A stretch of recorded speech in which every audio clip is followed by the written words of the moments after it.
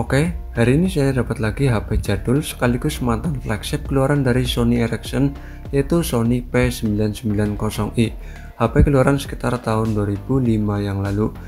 Dulu HP ini cukup mahal atau bisa dibilang mahal sekali, dan hanya bisa dibeli oleh orang-orang tertentu, orang-orang yang berduit, orang-orang kaya, dan para pengusaha tentunya.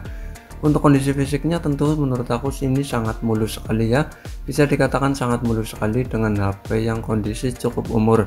Di bagian sini ada tombol add atau tombol untuk ke web browser ya, terus ada memori atau tempat memori, ini memorinya stick duo, jadi memori khusus buat Sony Ericsson.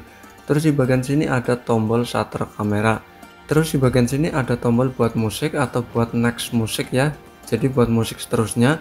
Terus di bagian sini ada gear, fungsinya untuk scroll ke menu. Di bagian sini ada tombol kembali dan ada tombol buat mengunci tombol-tombolnya. Oke, kita lanjut ke bagian belakang sini.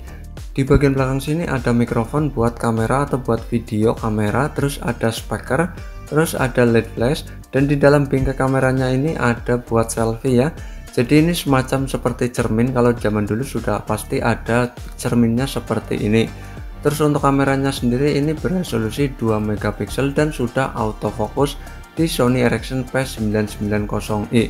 Tentunya ini sangat mantap sekali, zaman dulu sudah autofocus. Di bagian sini ada logo Sony Ericsson dan ada tulisan Sony Ericsson. Dan ini bantalan pengganjal buat bagian belakangnya. HP ini juga sudah dilengkapi S Pen ya, jadi bukan zaman sekarang saja yang ada S Pen-nya, zaman dulu pun sudah ada S Pen-nya. Nanti saya akan kasih tahu untuk fungsi dari S Pen-nya itu. Oke, kita ke bagian depan sini. Di bagian depan sini ada kamera, tapi ini tidak buat selfie ya. Fungsinya buat video call saja, tidak bisa buat kamera depan. Dan di sini ada tulisan Sony Ericsson, ada earpiece dan ada lampu notifikasi. Di bagian bawah sini terdapat tombol-tombol ya. Jadi tombolnya menurut aku sih cukup empuk dan nyaman buat pengetikan, buat mengirim SMS, email, ataupun buat mengetik lainnya. Jadi menurut aku sih tombol-tombolnya cukup baik. Terus di bagian depan sini juga terdapat layar, ukurannya 2,7 in, jadi cukup gede pada masanya. HP ini juga menggunakan layar sentuh, tapi layar sentuhnya masih menggunakan layar sentuh resistif. Yang unik dari HP ini yaitu dua keyboardnya ya, jadi bagian dalam itu juga ada keyboardnya. Keyboardnya menggunakan keyboard QWERTY, kalau bagian luar keyboardnya keyboard biasa di HP jadul pada umumnya. Apabila menggunakan keyboard luar, otomatis touchscreen-nya tidak berfungsi ya. Apabila menggunakan keyboard dalam, otomatis touchscreen-nya berfungsi. Kalian tinggal pilih mau pakai yang mana. Di bagian atas ini terdapat tombol power dan ada inframerah ya. Jadi zaman dulu itu ngirim filenya pakai inframerah, bukan bluetooth ataupun apa. Di bagian sini terdapat lubang pengecasan, terus buat strap ya atau gantungan, terus ada buat mikrofon. Ini mikrofonnya buat nelpon atau buat ngomong ya. Di bagian sebelah kiri kan ada gearnya, ini gearnya fungsinya itu buat scroll menu atau scroll di sosial media. Tapi ini rada error ya gearnya, jadi apabila kita scroll ke bawah dia ngedek begitulah, pokoknya ngeyek begitu, jadi tidak tepat ke menu yang akan kita tuju. Jadi kurang nyaman geser-geser menu menggunakan gear itu. Dan paling enak yaitu menggunakan S Pen, kita tinggal klik saja pakai S Pen-nya, kita pergi ke menu yang akan kita tuju. Dan ini sangat enak sekali menggunakan S Pen, atau menggunakan kuku juga bisa karena ini menggunakan touchscreen resistif ya.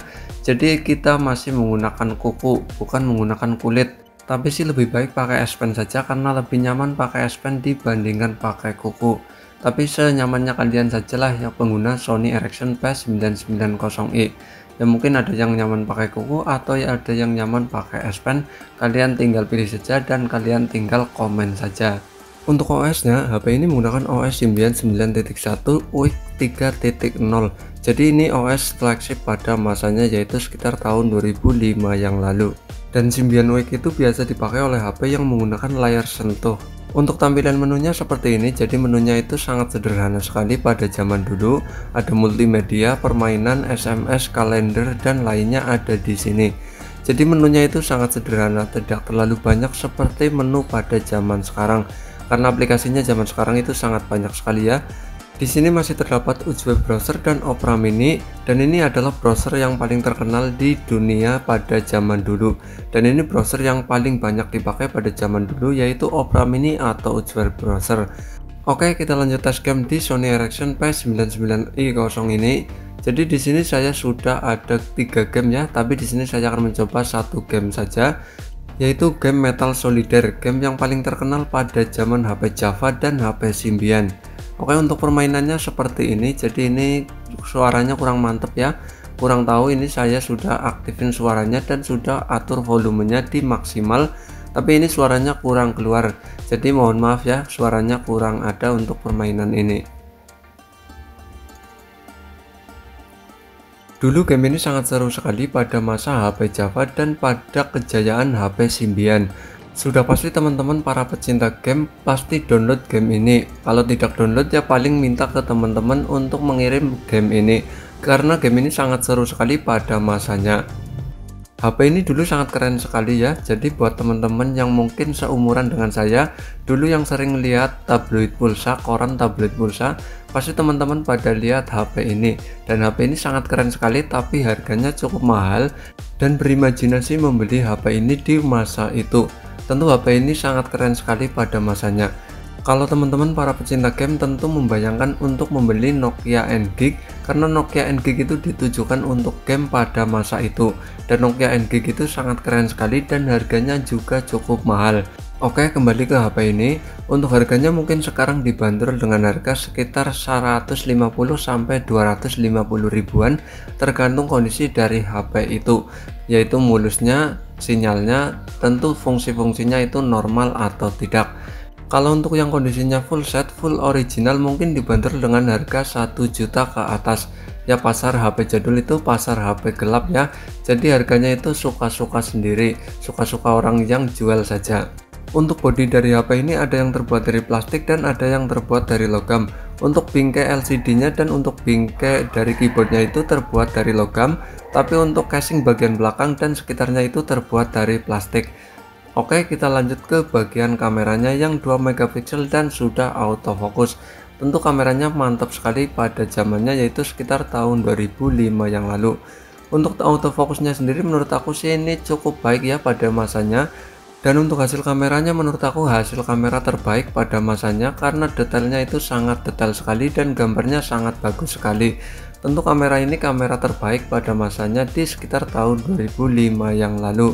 Kamera ini sangat bisa diandalkan sekali pada masanya, yaitu sekitar tahun 2005 yang lalu.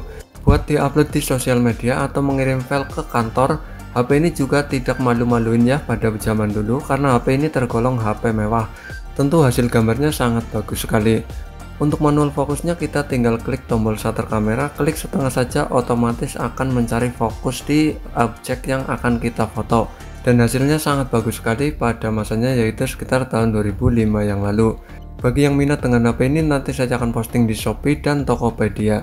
Oke, jadi cukup sekian ya bos ya. Terima kasih, mantul.